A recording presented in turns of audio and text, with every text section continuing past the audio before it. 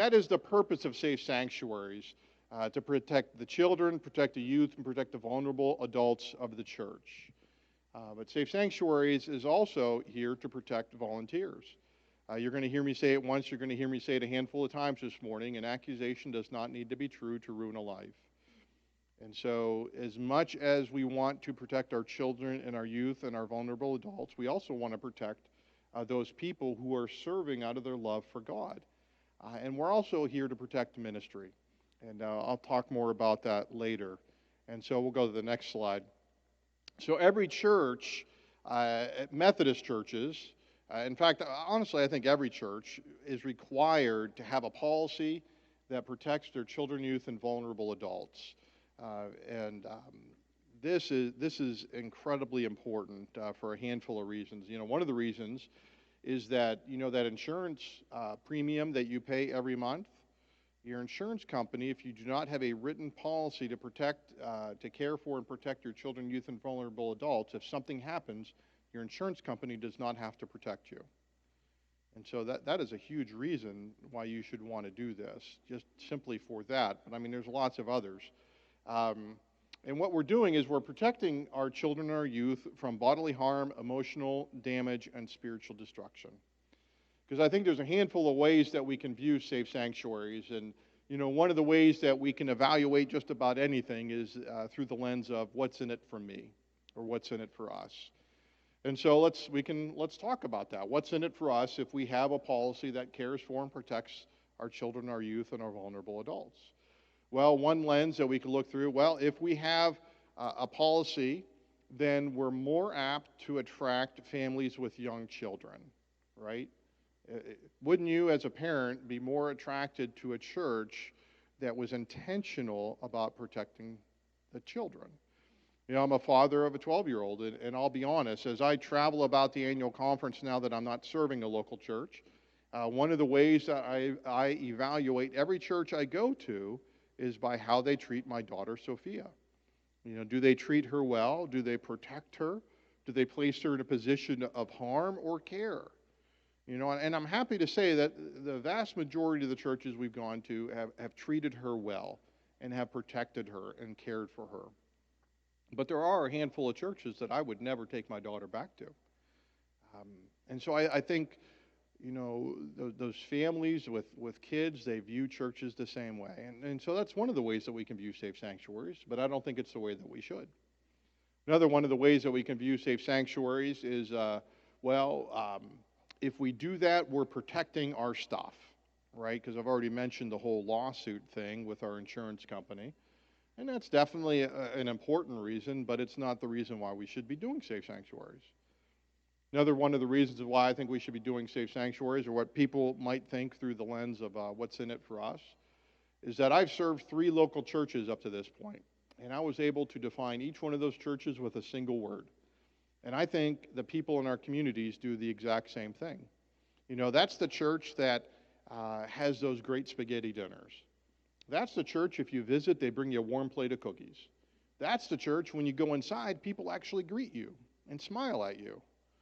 That's the church where the abuse happened. If the mission of the United Methodist Church is to make disciples of Jesus Christ for the transformation of the world, a label like that, the church where the abuse happened, is going to significantly hinder our mission, God's mission for us here on earth. Now, that comes pretty close in my eyes as to why we should be doing Safe Sanctuaries, but I think there's even a more important one. So take, for instance, the worst possible thing happens, and a child is a victim of abuse within the house of God and begins to connect the pain of abuse with Jesus. And because of connecting that pain of abuse with Jesus, they hold Jesus at an arm's length their entire life. Right? And so for whatever, 50, 60, 70, 80, 90 years, however many years God gives them here on this earth, they miss out on the love and the joy and the peace and the hope, the purpose of having a relationship with Jesus Christ. Right? Because they connect Jesus with pain. And that's just in the short term. Right? Because being a theological people, we can think eternally. We can have an eternal perspective. And so let's carry this one out. A child is a victim of abuse within the house of God, connects the pain of abuse with Jesus, never makes a relationship with Jesus their own, walks through this life without Jesus, holding Jesus at an arm's length, and then they enter into eternity. And the church will have participated in the destruction of a soul. The exact opposite reason why we are here. That's the reason we're here today. So that no child would ever connect the pain of abuse with Jesus. So no youth, no adult could do that and then entering eternity without Jesus Christ. That's why we're here. That's what keeps me up at night. And that's the importance of what we're talking about. And so on the next slide, it says, so each congregation needs to take the responsibility of this, right? You are responsible for creating and crafting your policy. That I don't come from Cranberry Township and I don't have a policy in my back pocket and that says you've got to do it this way, right? Because we've got 830 some churches. And so every church is going to be different. All those pastors you guys stood up here, all of your churches are different. And no single policy is going to cover all of the possibilities. And so you are responsible for that. Now, we can help, but you are ultimately responsible for that. And so we're on the why needed slide. Oh, sweet. That's fun.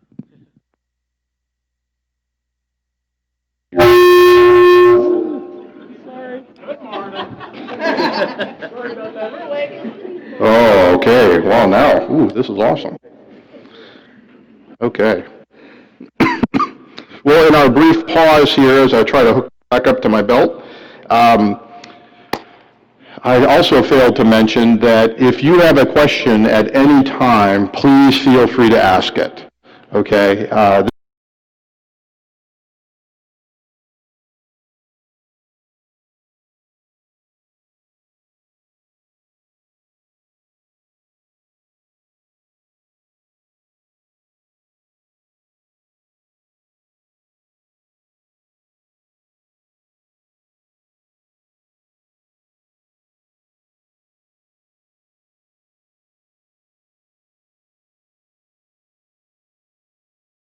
Cut out.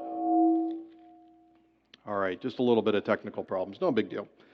Well, there's a biblical mandate for what we're talking about here. All right. This John 10 passage is, I think, a really powerful one. I'm going to touch it here in a second. But, all throughout the Old Testament, there is this running refrain where God tells his people to care for the widow, to care for the orphan, to care for the alien in our midst. Jesus' heart, God's heart, is for those who do not have a voice, those who are most vulnerable in our midst. And so that is a theme that runs through the whole of Scripture. Now, this is John 10 passage.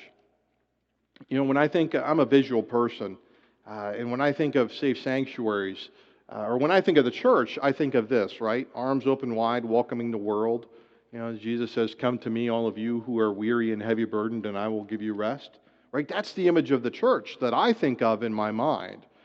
But when I talk about Safe Sanctuaries, it can feel a little bit like this, the stiff arm, or we're holding people at an arm's length, where, we're just a little bit skeptical of them. And so I wrestle with trying to, well, if this is the church, why is our posture like this? Hence John chapter 10.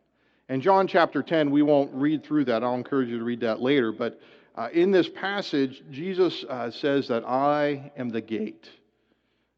And he's protecting the sheep behind him. And when I heard that at a friend's father's funeral, I thought, that's the perfect passage for Safe Sanctuaries. Right? So being someone who is called to imitate Jesus Christ, as all Christians are called, right? We get to imitate Jesus and be the gate, welcoming the world in, welcoming those people who have hurts in, welcoming those people who have baggage in, all the while knowing that the most vulnerable are behind us. So if you want to get to the sheep, if you want to get to those who don't have a voice, you're going to have to go through me. And so I think that is a beautiful passage as to the why of Safe Sanctuaries. And second of all, we have a conference mandate. So at the General Conference of 1996, the United Methodist Church at their General Conference said that what it meant to be a United Methodist was that we were going to take seriously the care and protection of children, youth, and vulnerable adults. And so if you know anything about our general conferences, we fight about everything. It's just one big long committee meeting. Nobody agrees with anybody except for this. And this has been passed every 4 years. It's still in our book of resolutions, which I'm sure all of you read every day, right? Along with the book of discipline, right? No? Okay, that's good. You guys would be a little off kilter if you read the book of discipline on a daily basis. But this is what it means to be a United Methodist. And this is something that I can take pride in, right? That we take this seriously. I went to a training a couple years ago when the Pennsylvania laws were changing. And there was one other United Methodist and myself there. And as the presenter went through and was talking about all the law changes, I looked at her and said, gosh, we've been doing this for years. And the speaker said, the United Methodist Church has really been on the forefront of this for years and years. And so while everybody else was panicking, we simply thought, gosh, there's nothing new here. We have been doing this. So that's cool. That's really awesome about our church. Thirdly, the idea of open hearts and open minds, right? We are a church that opens its doors to sinners. And as I came in here today, I didn't see any sign above the door that excluded a certain type of sin. Now, what that means practically for us is that there are people in our society that have baggage in the area of abuse and sexual abuse. If you have not or have never looked at the Megan's Law website, Google PA Megan's Law and put in your zip code. And I think it's important for all churches to know who are the people who are on the registry of sexual offenders in your neighborhood, so that if they do come to your church, you'll be aware of that because there are certain steps you need to take.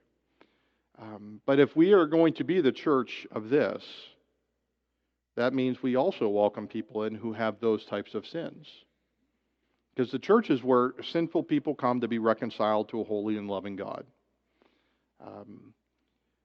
With that being said, that means we have to have our act together. I have a friend of mine whose church will at any time, any one of the weeks in the month, will have 3 or 4 registered sex offenders attending his church on a regular basis. They have a good safe sanctuary policy. Because they are acutely aware of the threats. Okay. And then we have the new Pennsylvania laws, which is our last point there. And they're not so new anymore. They're really about 4 years old at this point. But they might be new to you. And so we'll talk about those as we move along. So next slide is about statistics. So statistically, there are 3 million reported cases of child abuse a year. That's 8,219 a day, 342 per hour. Means there's more than 8 every minute and more than 1 every 15 seconds. And so if we spend 2 hours today talking about how we care for and prevent abuse in God's house, there will be 684 reported cases of child abuse just in our time talking about this. Now, the interesting thing about this slide, when I look at that and see the reported cases of child abuse every year, I was a criminology major at IUP before going into ministry. And so when I see that and I see reported cases of child abuse, one of the things I remember about my schooling is that there is a big difference between reported and actual. And so on a conservative basis, we can at least double this. If not, because it's a sexual crime, make it at least 60% underreported. So there are probably at least 6 million cases a year, of which only 3 million are reported.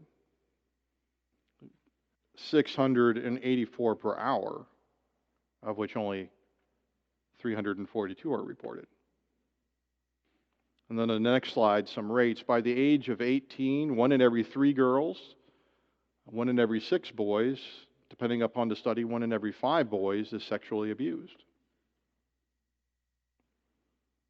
And so if you think we're wasting our time here today talking about something that doesn't happen, the next time you're in church, do the math.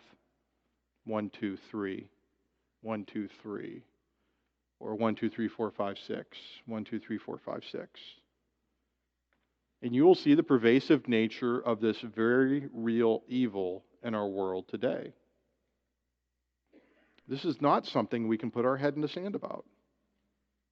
We, the people of God, the gate, imitators of Jesus Christ, have got to take this seriously. So on the next slide, there's some definitions. Okay, so definitionally, children are birth through 6th grade, youth are 7th through 12th. Oftentimes you'll hear me just simply say children. Please know I'm talking about that demographic.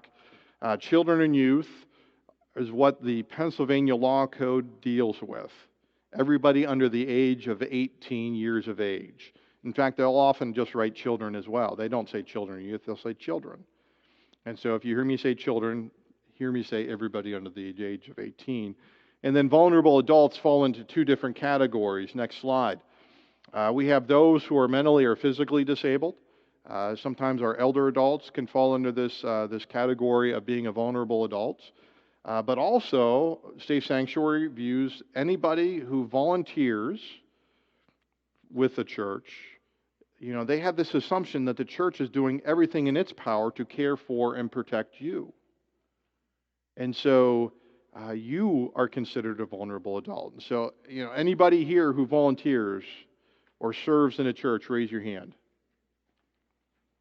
You are considered vulnerable adults in the eyes of Safe Sanctuaries, right? Because you're doing what you do because you love Jesus. You're serving your Lord. But you do that, and it also puts you in a vulnerable position because an accusation does not need to be true to ruin a life. Okay, so we'll go on to the next slide. These next handful of slides, they're not my favorite part of the presentation, but I think they're important for us to talk through.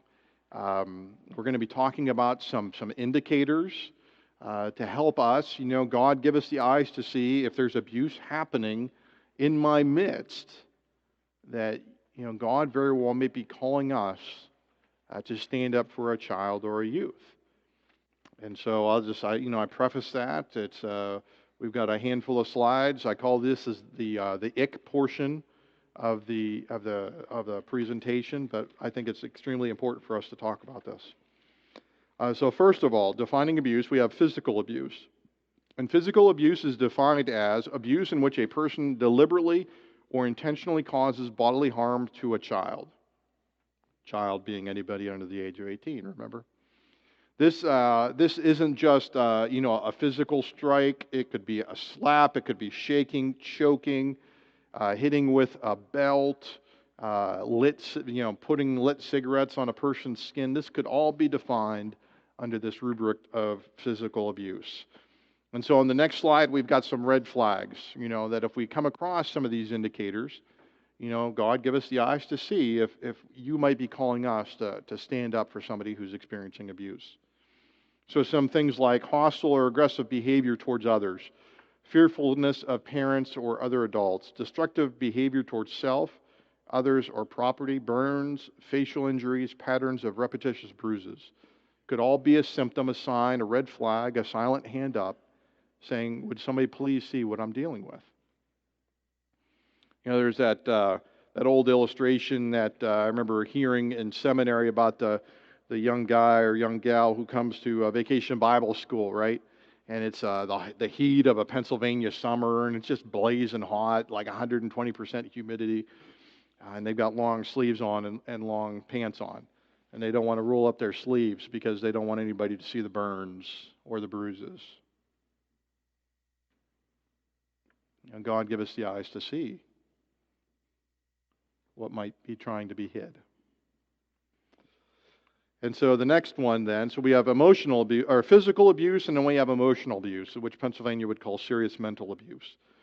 And this is abuse in which a person exposes a child to spoken and or unspoken violence or emotional cruelty. This conveys a sense of being unloved or unlovable. Emotional abuse is incredibly damaging. You know, as I said earlier, so I've been a pastor now for over 19 years, and I often wonder, some of the issues that I see in adults aren't stemming from emotional abuse as a child. You know, physical abuse might leave an outward manifestation, a scar that will fade with time, but I think emotional abuse damages our DNA. You know, it damages who we are. It really affects us. Um, Emotional abuse is incredibly difficult to prove. I did this training a year or two ago up in Grove City with the Mercer County CYS. And the woman there who was working with CYS had been there for like 17 years. And in her 17 years, she only ever saw 2 cases of emotional abuse go to trial. I think this abuse is incredibly prevalent, but incredibly difficult to prove. And so some red flags for that: exhibits severe depression or withdrawal, exhibits a severe lack of self-esteem or failure to thrive, speech or eating disorders, going to extremes to seek parental approval, or extreme passive-aggressive behavior could all be a sign, a symptom of emotional abuse. Now, I'm not talking, and for those teenagers here, forgive me, I'm not talking about like normal teenagey angst, like where one day you're up and one day you're down. I'm talking about where you have a systemic or a systematic change in a personality, like where you are incredibly bubbly, and then this abuse happens, and then there's a marked change. Sometimes it could be other reasons, but sometimes it's abuse, and so God give us the eyes to see if something like that's going on. And so on the next slide, right? Right now we've had physical abuse, emotional abuse, and then we have neglect, or serious physical neglect in the PA law code, which is defined as abuse in which a person endangers a child's health, safety, or welfare through negligence. This is by far the biggest call to children and youth services. This represents the majority of their caseload. Neglect can be something like lack of dental care, lack of medical care, lack of hygiene, lack of appropriate clothing for the season, even lack of affection or affirmation could fall under this rubric of neglect. And so some things for us to think about: failure to thrive or pattern of inappropriate dress for climate, begging or stealing food, chronic hunger, depression, untreated medical conditions, or poor hygiene could all be a sign or a symptom of neglect. A handful of years ago, actually, it was probably the first year I was in this position. I remember standing in my front door, and I had a cup of coffee, and it was one of those days where, a Canadian polar vortex had infiltrated, and it was like 5 degrees outside. And I'm standing in my front door watching just the white world passing by my street. And so I'm looking at this young guy who lives a couple houses down across the street, and he's walking to the bus stop. And literally, he's wearing boots, shorts, a t-shirt, a ski mask, and ski gloves, right? So it's 5 degrees, and he's outside in a t-shirt and shorts. And so I'm starting like, oh my gosh, I've got to call Childline. There's abuse happening right here. And my wife, who's a teacher and much smarter than I am, said, oh, easy, Chris. Those parents are probably down there pulling their hair out, trying to get that young guy to dress appropriately for weather. Do you guys dress like that? Do you go out in shorts and t-shirt? Yeah, all right. You look smarter than that. I'm going to give you the benefit of the doubt. And I had seen him subsequently walked to school appropriately dressed. I don't know if he snuck out that day, or maybe it was, wear your favorite ski mask to school day. I don't know what it was. Um, but if I had seen him walk to school like that, maybe for a week or for 2 weeks, boy, that's a phone call, right? Because that's just not something that should happen. And so again, God, give us the eyes to see, that child who maybe doesn't have. And sometimes, we get I hear pushback. People are like, well, you don't know what's happening, and you don't know what's going on with the family, and you're right, we don't. But we know that child is going through something. And CYS's job is not to take kids away. That is not their goal. In many cases, when we're talking about neglect, CYS is going to come into a family and help them.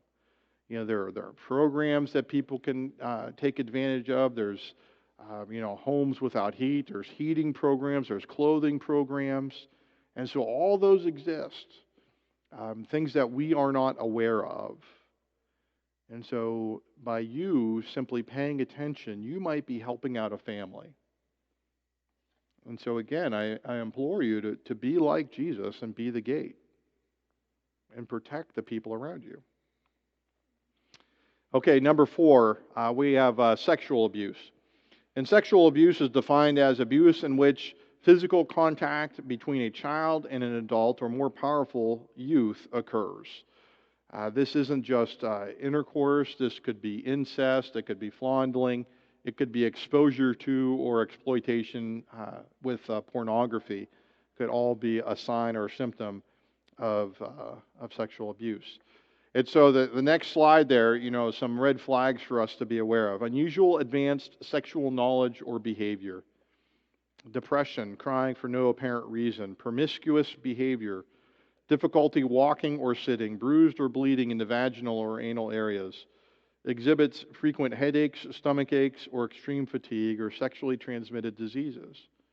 Could all be a symptom, a sign, or a silent hand up saying, would somebody please see what I'm going through? On the next slide, we've got some things, I think, specifically for the church for us to be cognizant of. Unusual nervousness or anxiety at being left alone at a nursery or Sunday school class. Reluctance to participate in church activities once enthusiastically approached. Maybe Susie had a fight with a friend and doesn't want to go to youth group, or maybe it's something worse. God, give me the eyes to see. Comments such as, I don't want to be left alone with so-and-so. Or nightmares, hostility towards child care, teacher, or worker. Could all be a red flag for us to be aware of. And then lastly, number 5, we've got ritual abuse. Now, ritual abuse does not occur in the Pennsylvania Law Code. Ritual abuse comes out of this book, Safe Sanctuaries. Joy Melton is the author of the United Methodist Church's program of Safe Sanctuaries. This is actually, I think, like the 20th anniversary edition. You can get this on Amazon. She's got other books dealing with older adults. She's got books specifically dealing with youth. She has books dealing with social media and the internet age. And so those are all great books to grab a hold of. And so Joy defines ritualistic abuse as abuse in which physical, sexual, or psychological violations of a child are inflicted regularly, intentionally, and in a stylized way by a person or person responsible for the child's welfare. Now, Pennsylvania would break that down into, so you've got physical abuse, you've got sexual abuse, you've got emotional abuse. Joy is just kind of wrapping them together because, we're a theological people, and so this happens on a theological basis. And she gives an example of this that might help us to understand a little better. So this is a true story. There's a church someplace down south. Joy has never identified it. But this church had a children's church that was occurring at the same time as service, right? So mom and dad would drop off Johnny and Susie downstairs. So mom and dad could be upstairs and worship and listen to pastor talk, while the kids would be downstairs age-appropriate worship, singing This Little Light of Mine, Shadrach, learning about Shadrach, Meshach, and Abednego. Mom and dad, grandma and grandpa are thinking they're doing the best thing ever, right, for their kids. What had happened in this church was that there was a group of Satanists that had infiltrated the church. And so they took over the children's program, and during service, they were taking the children off-site. They were performing satanic rituals using the children, and there was a sexual component to it as well. They told the kids, if you say anything to your parents, we're going to kill them. And so this went on in this church for 2 years. Can you imagine that, being in church, and all the while, you're singing and praising, thanking God, and all the while, like, hell is like literally beneath your feet. And so this went on for 2 years until one day this brave little girl came running out saying, "Run, Mommy, Daddy, run, run, they're going to kill you, they're going to kill you." And everything began to unfold and unravel. Joy has never mentioned that the church by name, but earlier how I told you a lot of our churches are known by a word. Can you imagine having that reputation? The church where that happened. I don't know how you come back from something like that. I mean, by the grace of God, but wow. And so some things for us to be aware of, disruptions of memory or consciousness, unexplained mistrust or mood swings, flashbacks, eating disorders, fear of the dark, especially at sundown or full moon. Right? Our enemy comes to steal, kill, and destroy. Our enemy hates the light. Fear of ministers, priests, or others wearing robes or uniforms, because it's that ritualistic pattern. Okay, we'll go to the next slide. Okay, you can shake it off. All right, we're past the ick part, right? Now we get to talk about, okay, we know what we're dealing with. We know the depth of the evil that exists in our world. So how do we, with God's help, prevent that?